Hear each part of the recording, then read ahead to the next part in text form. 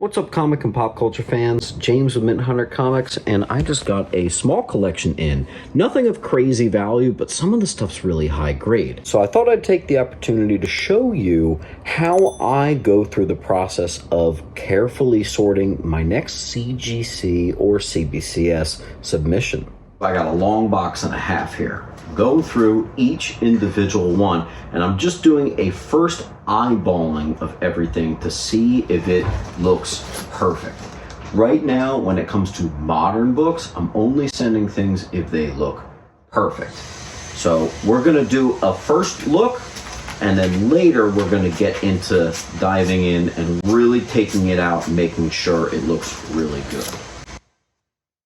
Again, for just this first look through, I am only looking at the front. I'm not even taking it out, not looking through anything.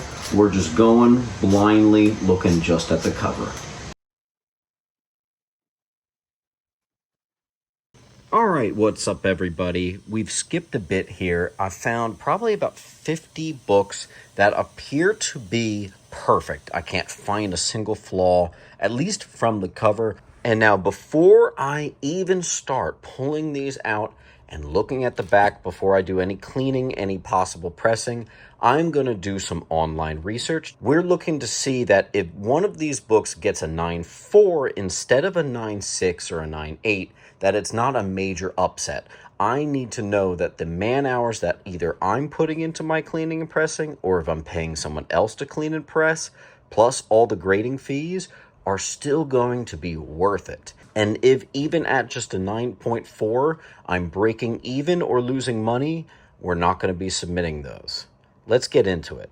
So as you just saw from the last slide, prices are up, and it's basically like $50 to do all this stuff all in. So it's gotta make sense. Here we got an X Factor number 5. Now, if it gets a 9.8, I'm okay, but look at this, 9.6, 9.4.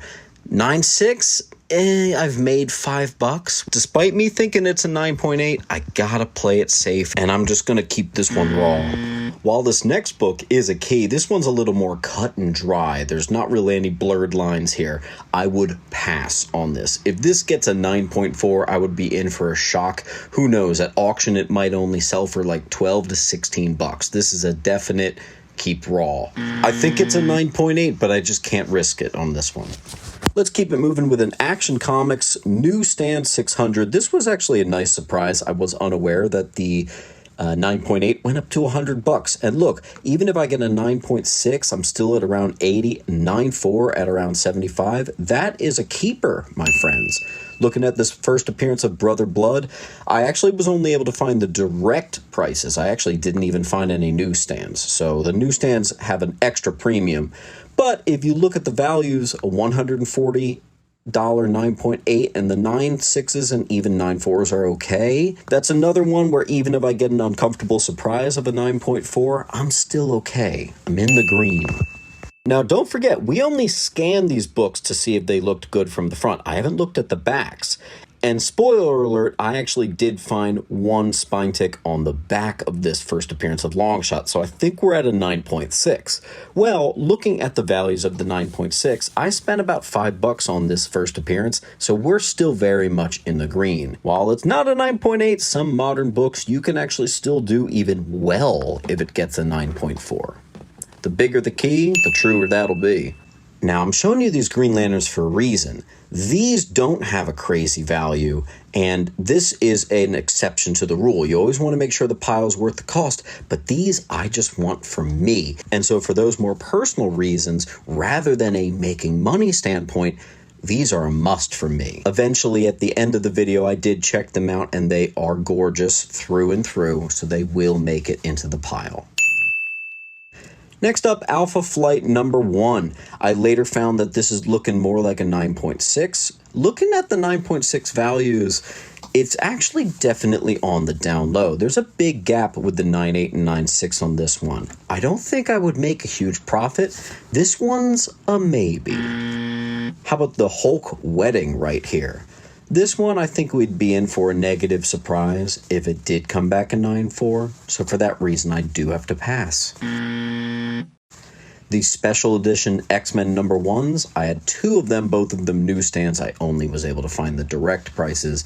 But looking at even the 9.0 fair market values, if this was just direct edition, we'd be doing good. Sometimes they make it nice and easy for you like this. It's not always going to be that case, but this one's a definite submitter. This X-Force 116 I included in here for a reason.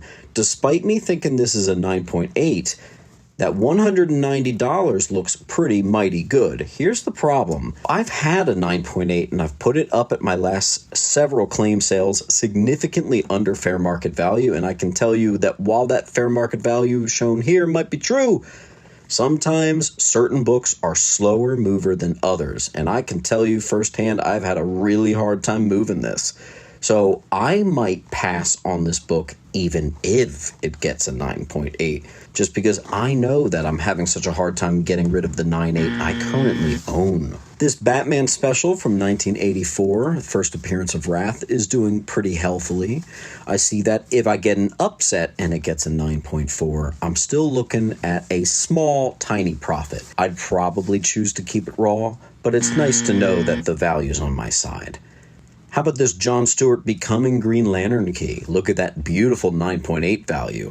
And I must say, this one also has a personal element to me. I have a 9.6 and I've been trying to get a 9.8. I'd love to get a 9.8 and sell my existing 9.6 for that $110 shown there. Last book I'll show you is a smaller key, first appearance of Mogo, the planet. 9.4 upset would be perfectly fine. I paid about $5 for this book, so it'd be $50 in. I think it's a 9.8, but if it gets a 9.4, I'm still looking really good here. So I haven't shown you every single book, but we have now established which ones are the keepers and which ones would be a waste of time. Now I've established which of these books are going to be worth my time. Now let's put in the time and really make sure that they are gorgeous looking. We're going to open up the book. We're going to look at the back. We're going to flip through, make sure everything's there, all accounted for, and that there's no issues in hiding. It's biblical, baby. Man cannot live on the cover alone. You must open up those pages, check out the back, get your hands on it, adjust it in the light, see how the light catches the book. Does it show and highlight any spine ticks, any spine rolls? Is the book pressable? Is it good as is? And out of all the books that we put in the keeper pile, we're going to do this with. We're going to make sure they look golden. And here's where the self-discipline comes in. If you find some issues, you have to remove it from the pile. You might end up with a nasty surprise, and you're out the money that you invested into this. So you gotta be smart. You gotta be able to walk away from some books, even though you want to submit them real bad. All right, friends, so just to show you, I did the looking through all the comics. I looked at the back, I looked inside, and we actually shortened the pile. I think there were 50 books here. I think there's only about 20 now. So that quality control I just did right there knocked 30 suckers out of here. I feel like the grading is harsher, so rule of thumb for me is, at least for the past 6 months and up, I only submit it if I can't find a dang thing wrong with the book. And even then, you still don't get a 9.8 or not even a 9.6. Sometimes you still get a 9.4. CGC just lifted their ban of 25 books, so you don't have to stick to 25 in order to do a pre-screen. If I wanted to just get these all graded, I can do that. If I want to pre-screen them, even though there's only 20, I can do that just like with CBCS. And now for the fourth step before you send those books off. Make sure that you clean and press it. And if it's not you doing it, you can have someone else do it. Even CGC offers a service, while I do prefer going the more third-party route. Everybody always asks me, do you have to get your comic books cleaned and pressed? Actually, no. Sometimes there are situations where if a comic is perfect, sometimes it doesn't need unnecessary clean and press at all. If it's as good as it's going to get, it's as good as it's going to get. But a lot of times there are things, little tiny things, big things, that you can fix with a light dry cleaning and a press. I'm going to include a link to my video here where you can see my full cleaning process. And now the fifth and final, probably most important step is making sure that it gets packaged perfectly. So what you want to do is no tape, no tape, no tape. I like to go ahead and remove all the tape, which is actually really hard to do with one hand. And that's going to start the bottom of our pile. The next book, I stack front to front, and we're going to repeat that. Place that upright, and we'll put our next one on. And you're going to just keep repeating that until you're all done with your pile. Once you're done with your pile, make sure you've got plenty of bubble wrap. You're going to want to make this thing tighter than Fort Knox. You're shipping this all the way down or over or up to Florida, so you want to make sure that this is perfect. I recommend using a good amount of cardboard. Really make it snug, really make it tight. After putting in all this hard work, you don't want a stitch of damage occurring to these books. And that, folks, is my 5-part process of how I decide, decipher, and work on the comics that I send off to get graded. Hopefully this video helped. If you felt that it did, consider liking and subscribing. And join. It's the price of coffee. You get access to early videos, and it's another way of supporting this channel as I am doing this full time. Thanks again. I love you all. Keep on hunting.